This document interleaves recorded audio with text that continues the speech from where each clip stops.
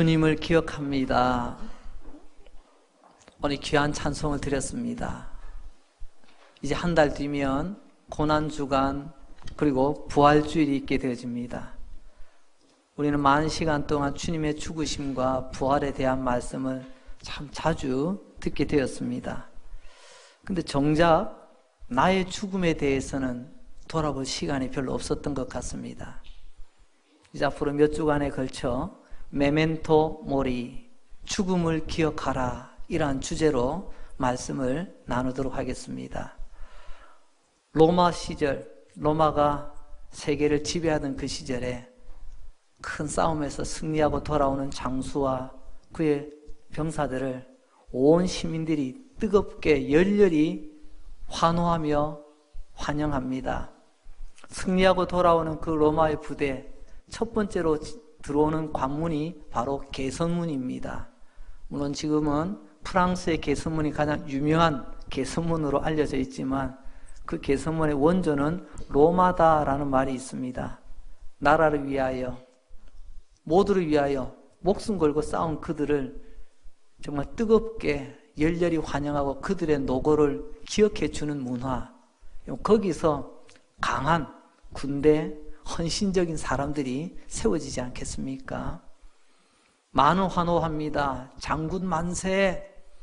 오늘날 우리로 치면 우리 장군님 최고. 많은 사람들이 꽃가루를 뿌리며 박수치며 손을 흔들며 환호할 때 그 행렬 제일 뒤에는 전쟁에서 패배한 포로들이 이제 노예가 되기 위하여 끌려옵니다. 고개를 푹 숙이고 줄에 묶여 들어오는데 오기 전에 반드시 이런 교육을 시킨다고 합니다. 앞에서 환영을 받고 박수를 받고 꽃가루를 받으며 들어왔던 장군과 그 군인들, 이제 뒤에 따라오던 포로들이 그 개선문을 지날 때 이렇게 포로들은 일제히 함성을 지른다고 합니다. 메멘토 모리, 죽음을 기억하라. 이것은 그 분위기를 지금 물을 끼얹는 게 아닙니다. 지금 초치는 게 아니에요. 앞서 모든 사람들이 환영하며 축하하며 박수를 쳐줄 때 언제나 죽음을 잊지 않는 삶을 살기 위하여 항상 마지막 포로들에게는 죽음을 기억하시오, 죽음을 기억하시오, 이 소리를 포로들로 하여금 외치게 했다는 이야기입니다. 그렇습니다. 남을 죽였다고 나는 안 죽습니까? 메멘토 모리, 죽음을 기억하라. 장군이여 부디 교만하지 마시고 죽음을 기억하기 바랍니다. 참 의미 있는 행렬의 외침일 것입니다. 성도 여러분, 어찌 이게 로마 개선 장군의 그 시대의 외침이겠습니까? 우리 모두에게는 언젠가 반드시 죽음은 찾아오는 것 아니겠습니까? 그래서 우리는 이 메멘토 모리를 말씀처럼 암송해야 합니다. 나에게도 언젠가는 죽음이 있을 것이다. 저도 예외는 아니잖아요. 성경에 보니까 이 죽음에 대하여 두 얼굴이 있다고 말씀합니다. 죽음에 대하여 두 얼굴. 죽음은 괴물 같은 얼굴을 가지고 있답니다. 이것은 죽음에 대한 부정적인 측면이겠지요. 무섭고 두렵습니다. 또 하나는 죽음은 선물과 같은 얼굴을 가지고 있답니다. 죽음의 긍정적인 얼굴이겠지요. 기쁘고 즐거운 모습입니다. 이 두 가지는 언제나 우리 안에 함께합니다. 오늘 본문 고린도전서 15장 22절 말씀을 제가 다시 한번 읽습니다. 아담 안에서 모든 사람이 죽은 것 같이 그리스도 안에서 모든 사람이 삶을 얻으리라. 여기서 삶은 영생을 말하고 있습니다. 죽음이 괴물의 얼굴을 할 때는 언제라고요? 아담 안에서 죽을 때는 죽음이 괴물의 얼굴을 띱니다. 그러나 아담 안에서가 아니고 이제 그 죽음이 그리스도 안에서 죽게 될 때에는 예수 안에서죠. 예수 안에 살다가 예수 안에서 죽음을 맞이하게 될 때에는 그 얼굴이 괴물이 아니라 선물이라고 말하고 있습니다. 이런 위대한 비밀이 오늘 짧은 한 절의 말씀 가운데 녹아져 있습니다. 먼저 죽음의 얼굴이 왜 괴물인가에 대한 말씀을 전하고자 합니다. 죽음의 얼굴이 괴물처럼 보인다는 것은 무섭다는 뜻이겠죠. 히브리서 2장 15절 말씀을 보면 또 죽기를 무서워함으로 한평생 매여. 성경은 분명히 우리에게 말씀합니다. 아담 안에서 살다가 아담 안에서 죽는 모든 인간은 죽음을 무서워하며 두려워한다고요. 언제까지요? 어린아이가 놀이동산에 갔는데 마침 거기에 짐승이 있었습니다. 동물이 있었죠. 근데 아주 무서운 동물이에요. 뭐 어른들이야 뭐 알고 있으니까 별로 놀라지 않는데 엄마가 아이를 데리고 제가 호랑이야 호랑이 하는 호랑이야. 근데 마침 그때 호랑이가 갑자기 진짜 으르렁거리는 하면서 부르짖었습니다. 이 아이로는 처음 듣는 짐승의 부르짖는 소리, 호랑이 소리를 듣고 깜짝 놀랐어요. 그런데 놀란 것은 그것으로 끝나지 않고 집에 와서도 애가 자꾸만 머리에 열이 나고 애가 아프다는 거예요. 왜요? 너무 놀래가지고 우리 아이들 가끔 그럴 때 있지 않습니까? 너무 깜짝 놀랄 일 가지면 잘 때도 잠도 제대로 못 들고 몸에 열도 나기도 합니다. 근데 이런 거 한 며칠 지나면 조금 지나면 다 사그라들어요. 그런데 우리는 어떻습니까? 오늘 말씀을 보니까 죽기를 무서워함으로 한평생 무서워한다. 이 죽음이라는 괴물이 얼마나 무서운지요. 며칠 가다 지나가는 게 아닙니다. 평생을 두고 이 죽음이라는 말 앞에 벌벌 떱니다.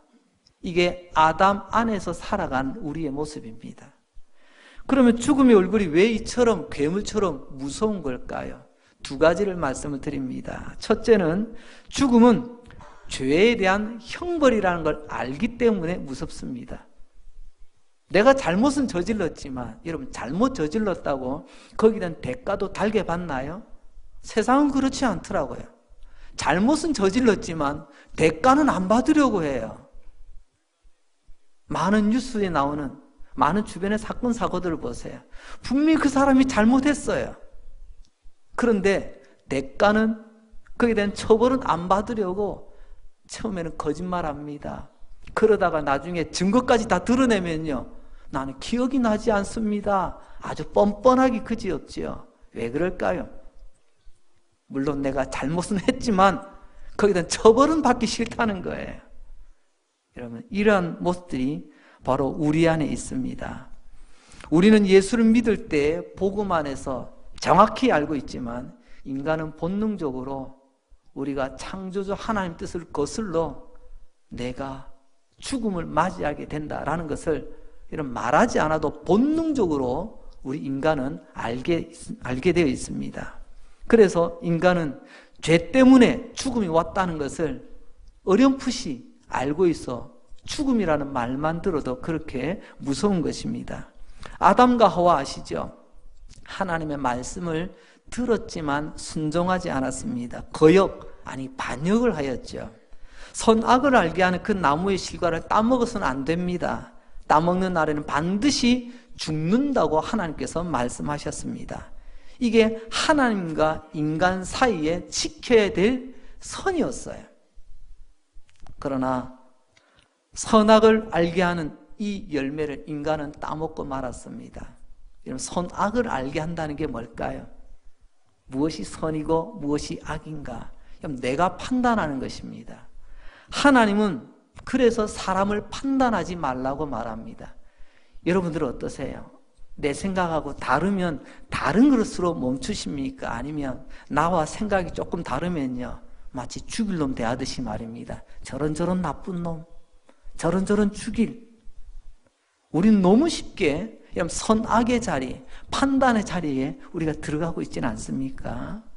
그래서 하나님은 선악과를 우리에게 허락하지 않으신 겁니다. 왜요? 선악을 판단하시는 분은 하나님이시기 때문에 그렇습니다.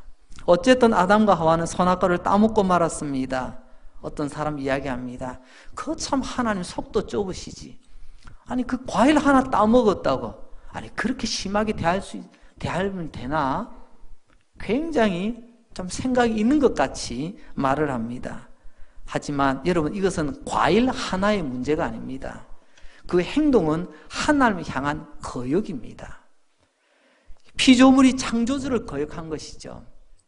하나님과 인간 사이에 넘어서는 안 되는 선을 넘은 것이죠. 하나님이 세우신 질서를 무너뜨린 것이죠. 그분의 명령을 거역한 것입니다. 그래서 말씀대로 죽음이 찾아온 거예요.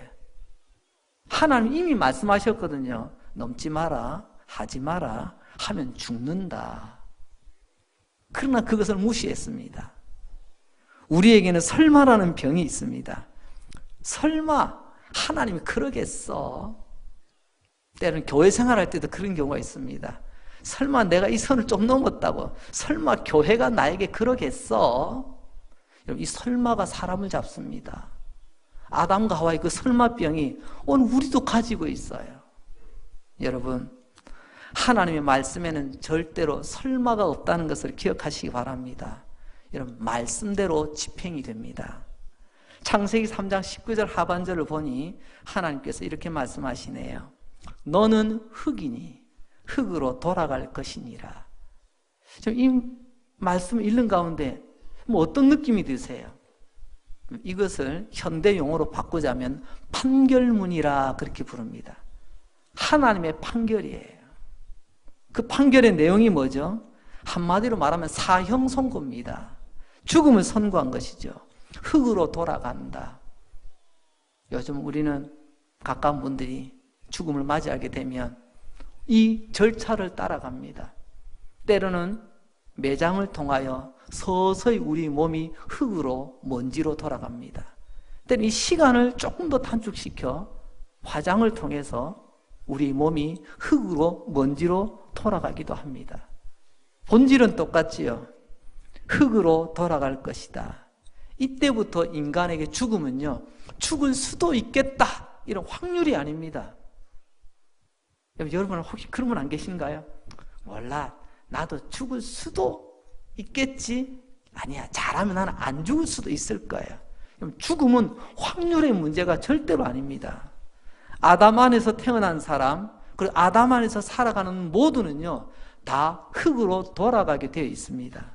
이처럼 죽음은 하나님에 대한 반역의 대가입니다. 그 대가는 곧 죄의 결과이기도 합니다. 그래서 우리 인간의 본능 저 깊은 곳에서 항상 죽음에 대한 두려움이 자리를 잡고 있습니다. 이거 나 죽으면 어떡하지? 죽음이 찾아오면 어떡하지? 두 번째로, 왜 죽음이 괴물처럼 무서운 모습으로 느껴질까요? 그것은 죽음에 대한 나의 생각, 감정 때문에 그렇습니다. 첫 번째가 죄에 대한 형벌이 무서워서라고 한다면, 두 번째는 죄에 대한 죽음에 대한 나의 생각과 감정이 무섭게 느끼기 때문에 그렇습니다. 세번역 성경으로 창세기 23장 2절 말씀을 제가 한번 읽어드리겠습니다. 그는 가나안 땅 기럇 아르바 곧 헤브론에서 눈을 감았다. 아브라함이 가서 사라를 생각하면서 곡하며 울었다. 무슨 장면인지 아시겠죠? 우리 믿음의 조상 아브라함의 아내가 죽었답니다. 그런데 믿음의 조상 아브라함의 반응을 한번 보시기 바랍니다. 사랑하는 아내의 죽음 앞에 나는 이래봬도 믿음의 조상이야. 나가 울면 안 되지. 그놈의 죽음이 뭐라고?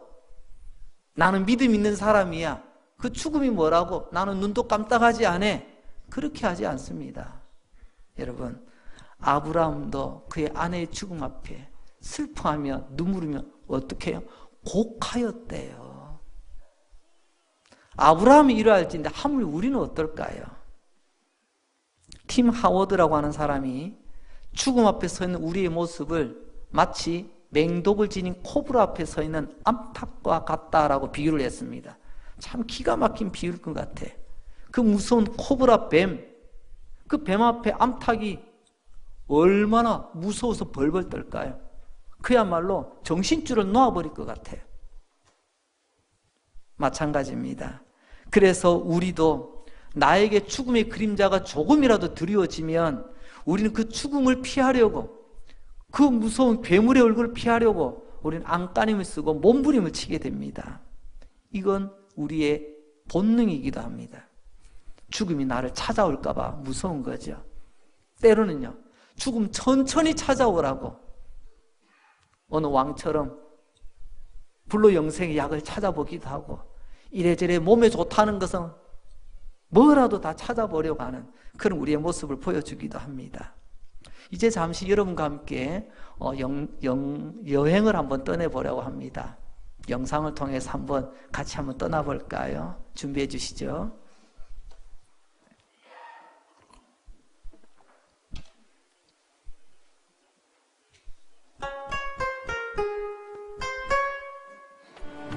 다시 기차에 몸을 싣고 시기리아로 향한다.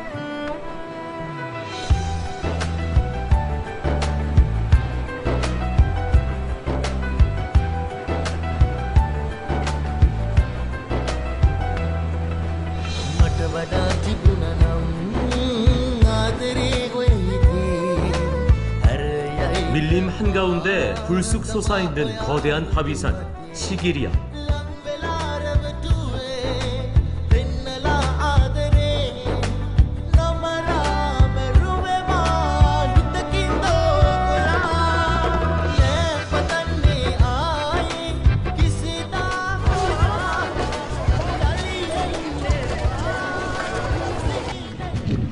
입구를 지나 걷다 보면 시기리아가 한눈에 들어온다. 그리고 문득 이런 생각이 든다.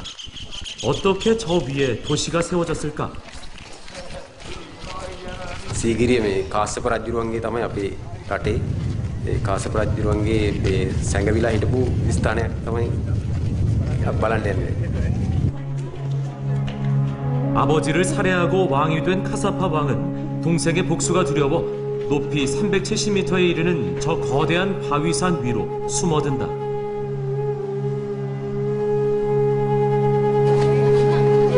가는 길에는 당시에 그려진 벽화가 있다.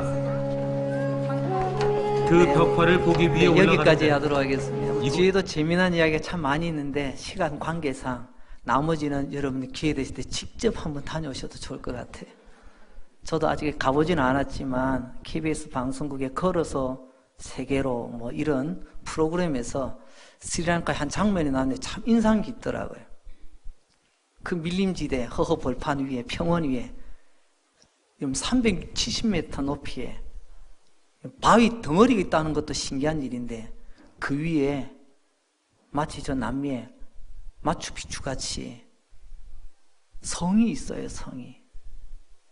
그 내용은 잠시 말씀드린 것처럼 서자로 태어난 한 아들이 아버지 왕을 죽이고 자기가 왕의 자리에 오릅니다. 참 좋았습니다. 야, 이렇게 좋은 것을. 그런데 주변에서 살기가 느껴집니다. 다른 형제들의 곱지 않은 시선, 왠지 불안했습니다. 이러다가 나도 죽는 것 아니야. 죽음이 찾아올 것 같아. 죽음이 절대 찾아올 수 없는 곳을 찾았습니다. 그게 바로 조금 전에 보았던 바로 그 바위성입니다. 나를 죽이려고 하는 형제들이 찾아오지 못하도록, 아니 죽음의 그림자가 다가오지 못하도록 거기까지 도망갔던 그 이야기를 담고 있는 곳이 조금 전에 보았던 바로 스리랑카의 그 문화유적지입니다. 이것이 어떻게 1600년 전 스리랑카 왕의 씁쓸한 이야기겠습니까? 지금 우리의 이야기 아니겠습니까? 할 수만 있다면 죽음의 그림자가 나를 찾아오지 못하도록, 할 수만 있으면 죽음의 괴물이 나에게 얼굴을 디밀지 못하도록 하기 위해서 얼마나 안간힘을 쓰고 있습니까? 이 무서운 괴물이 나를 찾지 못하도록 숨고 도망가고 도망가는 그런 일들이 계속 반복되어지고 있지 않습니까? 자, 이제 조금 밝은 쪽으로 죽음에 대한 모습을 보기를 원합니다. 두 번째로 죽음은 바로 선물의 얼굴을 가지고 있다는 것입니다. 좀 더 정확하게 표현하자면 선물로서 죽음이 주어졌다는 것이죠. 괴물은 무섭지만 선물은 기쁩니다. 괴물은 절대로 받고 싶지 않지만 선물은 받고 싶습니다. 성경에 보니까 선물로서의 죽음이 있다라고 말씀합니다. 그 죽음은 조금 전에 죽음은요, 아담 안에서 죽을 때에는 괴물의 얼굴로 찾아온다고 했습니다. 그러나 이 선물은요, 예수 안에서 죽음은요, 선물의 얼굴을 가지고 찾아온다는 것입니다. 즉, 기억하십시오. 모두에게 죽음이 선물로 찾아오는 것이 아닙니다. 예수 안에서 죽음을 맞는 자는 그 죽음을 선물로 기쁘게 받아들일 수가 있다는 것입니다. 이렇게 예수 안에 있는 자, 즉 예수 안에 있는 성도들에게 왜 죽음이 선물일까요? 두 가지 이유를 또 말씀드리겠습니다. 첫째, 이 죽음을 통해서 우리는 죄인으로 이 땅에서 영원히 살지 않도록 하기 위해서 죽음을 주셨다는 것입니다. 죽음을 통하여 이 변혁이라는 인간도 이 땅에서 죄인으로 영원히 살지 않도록 하기 위해서 하나님께서 죽음이라는 마침표를 우리에게 주셨다는 것입니다. 노벨 문학상을 받았고 포르투갈의 유명한 소설가이기도 한 호세 사마라구라고 하는 사람이 있습니다. 이 사마라구라고 하는 사람이 쓴 책에 죽음의 성지라는 책이 있습니다. 죽음의 중지네요. 저도 이 책을 직접 읽어보지는 않았어요. 기사 가운데 참 눈에 띄어서 제가 눈여겨보아 따로 메모해둔 그런 내용입니다. 이 죽음의 중지라는 책 첫 장면을 그 책을 읽었던 기자는 이렇게 소개를 해주고 있습니다. 첫 장면은 이렇게 시작된다. 다음 날 아무도 죽지 않았다. 이 책은 이렇게 시작해요. 그리고 그 다음 날에도 아무도 죽지 않았어요. 그래서 온 사방에서 사람들이 환호성을 칩니다. 야, 이제 우리에게서 죽음은 떠나갔다. 이제 죽음 없는 세상이 됐다. 다들 환호하며 기뻐했습니다. 수많은 세월이 흘렀습니다. 그 도시는 어떻게 됐을까요? 세월이 한참 흘러 이 나라를 작가 사마라구는 이렇게 표현합니다. 그 나라는 점점 지옥이 되어가고 있었다. 이게 무슨 말이죠? 다음날 죽는 사람 아무도 없는데 왜 지옥이라고 표현할까요? 그 이유는 이런 겁니다. 어떤 사람이 병에 들었습니다. 고쳐지지가 않네요. 근데 날로 고통은 더해집니다. 문제는 죽을 수가 없다는 거예요. 고통만 계속 반복될 뿐입니다. 어떤 사람은 늙어갑니다. 젊었을 때 건강했던 좀 좋았던 모습은 다 사라지고 이제 통나무처럼 바싹 마른 모습으로 뼈만 앙상하게 붙어있는 그런 모습 살아갑니다. 그렇지만 죽을 수가 없어요. 왜? 죽음이 없어졌기 때문에. 이런 가운데 한 노인이 가족을 데리고 그 나라를 탈출하여 옆에 있는 나라로 갑니다. 요즘 남미에서 멕시코를 통하여 미국으로 가려고 하는 그런 많은 탈출자들이 있지 않습니까? 왜 가죠? 살기 위해서, 더 나은 삶을 위해서 떠나갑니다. 이 도시에서도 이 노인과 가족이 왜 이 나라를 떠나서 옆에 있는 다른 나라로 가려고 했느냐? 우리보다 잘 살아서가 아닙니다. 이유는 딱 하나였습니다.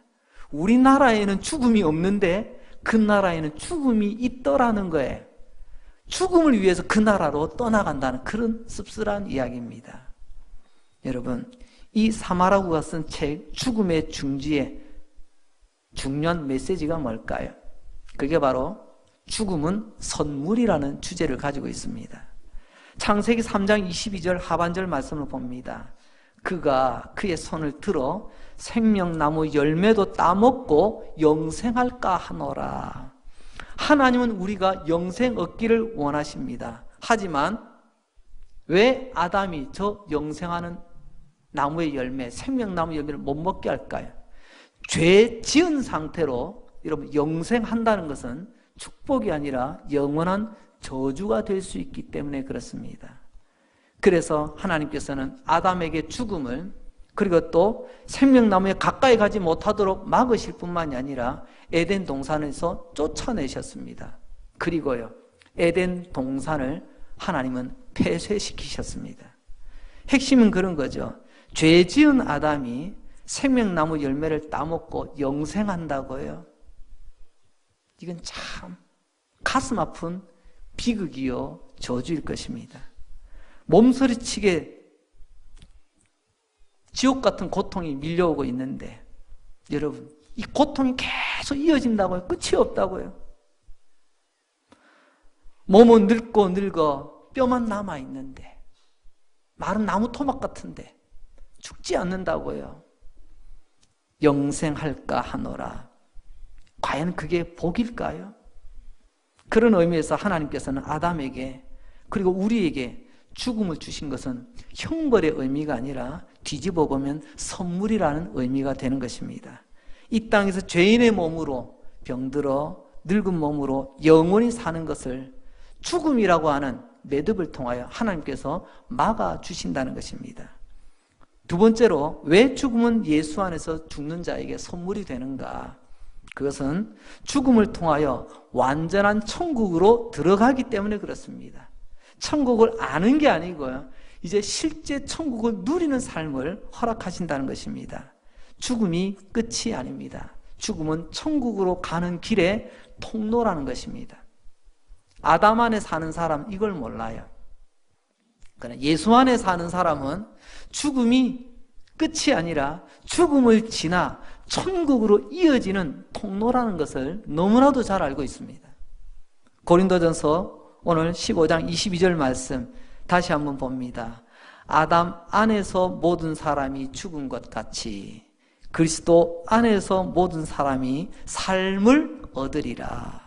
예수 안에서 죽음은 삶으로 이어지는 것입니다. 이 삶을 우리는 영원한 삶, 영생이라고 말씀하시고 하나님이 약속하셨습니다. 그런 의미에서 죽음은 너무나 큰 하나님의 선물이라는 거죠. 성도는 죽음을 통하여 사라지는 것이 아니라 죽음을 통하여 천국에 들어갑니다. 완전한 천국을 말하는 거죠. 성도는 이제 죽음을 통하여 아픔도 눈물도 슬픔도 고통도 없는 하나님의 나라로 들어가는 것입니다. 계시록 22장 14절 말씀을 보니까 아담이 잃어버렸던, 아담 안에 있던 모든 사람들이 잃어버렸던 그 생명나무의 열매, 실과가 천국에 있다고 말씀하십니다. 예수 안에서 죽는 자는 그 생명나무로 가까이 가게 될 줄 믿으시기 바랍니다. 그러나 예수 안에서 성도라는 이름으로 죽는 죽음은 절대로 괴물이 될 수가 없습니다. 왜요? 죽음은 천국으로 이어지는 선물이기 때문에 그렇습니다. 지금으로부터 참 이제 건 한 8, 9년 정도 되네요. 전 세계 이 IT 업계의 아버지라고 부를 수 있는 바로 스티브 잡스라고 하는 사람이 사망했다는 소식이 전 세계에 알려졌습니다. 그는 이런 말을 남깁니다. 죽음은 최고의 선물이라고요. 자, 여기까지만 들으면 그도 참 죽음에 대한 생각이 남다르구나 하는 것을 생각해 봅니다. 하지만 그 다음 말이 중요합니다. 죽음은 최고의 선물이다. 왜냐하면 죽음은 소멸로 이어지기 때문이다. 이게 무슨 말이죠? 사실 스티브 잡스는 어릴 때부터, 중학교 때부터 이 동양 철학, 특히 불교에 관심이 많았다고 합니다. 그래서 집에서 가출하여 그곳에 가서 수련을 쌓기도 하고, 결혼할 때에는 자기가 스승으로 삼던 일본의 스님을 주례로 세워 결혼까지 하였다고 합니다. 그의 마음속에는 여러분, 외국 사람이라고 미국 사람 다 그리스도인 아니에요. 그런 오해를 벗으시기 바랍니다. 그는 이야기합니다. 죽으면 끝이라는 거죠. 소멸, 없어진다, 사라진다, 여기까지 끝이라는 거죠. 여러분, 죽음이 끝이라면요, 저도 예수 안 믿습니다. 인생 막 살다가, 내 하고 싶은 대로 살다가 없어지면 끝 아니에요? 뭐 책임질 거 아무것도 없잖아요. 스티브 잡스는 죽음이 선물인 것은 알았지만, 그러나 그가 복음을 알았다고는 말할 수가 없습니다. 또한 작년입니다. 영국의 물리학자 스티븐 호킹이라고 하는 사람, 인간적으로는 루게릭병, 이 근육이 이게 마비되어지는 그런 희귀병을 앓다가 그것을 그래도 극복해내며 위대한 과학자, 물리학자, 천체학자 이런 명성을 갖고 있던 그 사람이 죽음을 맞습니다. 그는 생전에 늘 입에 이런 말을 달고 있었습니다. 한 번은 영국 일간지 가디언지와 인터뷰를 하면서 이런 말을 했는데 제가 인용합니다. 나는 천국이나 죽음 이후의 세계가 있다고 믿는 사람들은 죽음이 두려워하는 사람이 만들어낸 동화라고 생각한다. 이런 무슨 말이죠? 죽음, 그 이후에 천국이나 죽음 이후의 세계가 있다고 믿는 것은 죽음이 두려워서 만드는 동화라는 거예요. 이 사람도. 그도 죽으면 그는 과학자답게 뇌 활동이 정지되면 끝이라는 거예요. 여러분, 우리 하나님 그러면 동화 속의 주인공이신가요? 우리가 읽고 믿고 따르고 이 말씀은 동화책이라는 말인가요? 절대로 그렇지 않습니다. 여러분, 우리 하나님은 절대로 동화책 속의 주인공이 아니라 지금도 살아계시며 이 세상을 주관하시며 우리의 삶을 마지막까지 책임지시는 살아계신 하나님이신 줄로 믿습니다. 천국은 동화 속의 아름다운 나라가 아니라 실제 하나님이 예비하신 하나님의 나라입니다. 살아계신 그 하나님께서 우리를 예수 앞으로 부르십니다. 아담 안에서 살다가 아담 안에서 죽어 죽음을 괴물로 맞을 수밖에 없는 우리들에게 예수 앞으로 우리를 불러 예수 안에서 살다가 예수 안에서 죽음을 맛보게 하실 것입니다. 그때 그 죽음은 두렵고 떨리는 무서운 괴물이 아니라 하나님이 예비하신 천국이라고 하는 선물이 될 것입니다. 우리는 그 살아계신 하나님을 믿습니다. 죽음은 소멸이 아니라 천국으로 이어지는 통로라는 것입니다. 그리고 이런 의미에서 성도의 죽음은, 예수 안에서의 죽음은 선물이라는 것입니다. 누가복음 23장 43절입니다. 예수께서 이르시되 내가 진실로 네게 이르노니 오늘 네가 나와 함께 낙원에 있으리라. 예수님 십자가에 못 박혀 죽으시는 가운데 좌우편에 또 다른 강도들이 십자가형을 받고 못 박혀 같이 죽어가고 있었어요. 한편 강도는 끝까지 그의 삶을 거부했지만, 그러나 한편 강도는 예수님이 누구신지를 알고 마지막 그 순간 예수님을 나의 구주로 받아들입니다. 예수여 나를 불쌍히 여겨 주십시오. 예수님께서는 그의 구주가 되시며 그때 하시는 말씀, 오늘 네가 나와 함께 낙원에 있으리라 말씀하셨습니다. 이런 말씀을 잘 보시기 바랍니다. 그 한편 강도는 죽었습니다. 언제? 오늘 죽습니다. 그러면 스티브 잡스의 말을 따르자면, 스티븐 호킹의 박사의 말을 따르자면 없어져야 되잖아요. 죽음 이후는 없는 거니까. 그러나 우리 예수님 뭐라고 말씀하시죠? 죽음이 오늘이지만 그 오늘은 곧 영원으로 이어지는 첫날이 된다는 것입니다. 오늘 네가 어디에요? 나와 함께 천국의 아버지 집에 나와 함께 있을 것이다. 그렇습니다. 하나님은 말씀하십니다. 죽음 이후, 그것은 사라짐, 소멸이 아니라 하나님과 함께하는 천국에 우리가 영원으로 이어진다고 분명히 말씀하고 계십니다. 오늘 우리는 이 한편 강도의 오늘은 한편은 죽음의 날이지만 그 날이 영원으로 이어지는 첫날이었다는 사실을 기억하시고, 아무리 똑똑한 사람, 아무리 유명한 사람이 죽으면 끝이야, 그런 말에 현혹되지 마시기 바랍니다. 말씀을 마무리하겠습니다. 여러분, 우리 안에 죽음은 언제나 두 가지 얼굴을 가지고 다가옵니다. 때로는 괴물처럼 무섭습니다. 그러나 여러분들 잘못되었다고 생각하지 마시기 바랍니다. 이것은 우리의 본능입니다. 때로는 저도 죽음이 두렵게 느껴질 때도 있어요. 그러나 궁극적으로 우리가 맞이하게 될 죽음은 하나님의 선물이라는 사실이 얼마나 우리를 위로해 주는지 모릅니다. 내가 아담 안에 있을 때에는, 예수님을 모르고 함부로 살 때에는 그 죽음이 괴물처럼 무섭지만, 그러나 예수 안에서 죽음은 천국으로 이어지는 하나님의 아름다운 선물이 된다는 사실이 다시 한번 죽음을 다시 보게 하시는 하나님의 위로의 말씀이 되는 것입니다. 지난 오랜 역사 가운데 사람들은 이렇게 질문을 던집니다. 죽음은 최악의 저주인가? 최고의 축복인가? 오늘 주제로 하자면 인간에게 죽음은 괴물일까? 선물일까?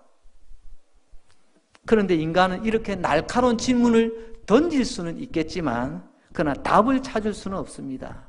왜 그럴까요? 그도 언젠가는 죽기 때문에 그렇습니다. 인간에게 죽음은 최악의 저주인가 최고의 축복인가? 죽음이 괴물인가 선물인가? 이러면 그걸 어떻게 알 수 있을까요? 성경의 대답은 분명합니다. 아담 안에 아직도 내가 거하고 있다면 죽음은 괴물로 다가올 것입니다.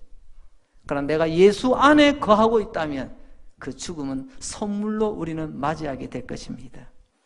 여러분이 예수 그리스도를 나의 구주로 믿고 그분을 사랑하며 예수 안에서 죽음을 맞이할 준비를 하신다면 죽음은 결코 두려운 괴물이 아니라 하나님 우리에게 주신 가장 귀한 아름다운 선물이라는 사실입니다.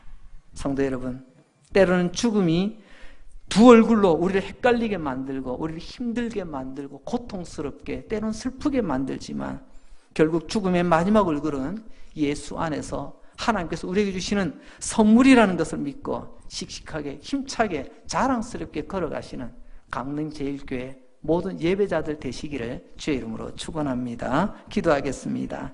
하나님 아버지 감사합니다. 오늘도 나의 심장 뛰고 있네요. 오늘 내 코에 숨이 들숨날숨 쉬고 있네요. 하나님 이 호흡으로 하나님 앞에 나와 예배 드리게 하여 주시니 감사합니다. 나의 믿음 부족한 줄 아시고 오늘도 말씀을 통하여 나의 믿음 키워주시니 감사합니다. 무지랭이 같은 우리가 하나님의 말씀으로 성령 은혜로 이 말씀 깨닫고 특별히 오늘 죽음의 두 얼굴에 대하여 말씀하여 주셔서 내 영혼 힘없게 하여 주시니 감사합니다. 지금까지는 죽음이라는 말만 들어도 깜짝깜짝 놀랐지만 오늘 하나님 주신 이 위대한 말씀 예수 안에서 죽음은 선물이라는 것 다시 한번 깨닫게 하신 것 감사합니다. 하나님 아버지, 우리 강릉제일 성도들이 언제 이 죽음이 찾아올지 모르지만 메멘토 모리, 죽음을 기억하며 겸손하게 살아가게 하여 주시옵소서. 더욱 믿음으로 살아가게 하여 주시옵소서. 메멘토 모리, 죽음을 기억하며 주님과 함께 소망 가운데 씩씩하게 걸어가게 하여 주시옵소서. 예수님 거룩하신 이름으로 기도합니다. 아멘. 이제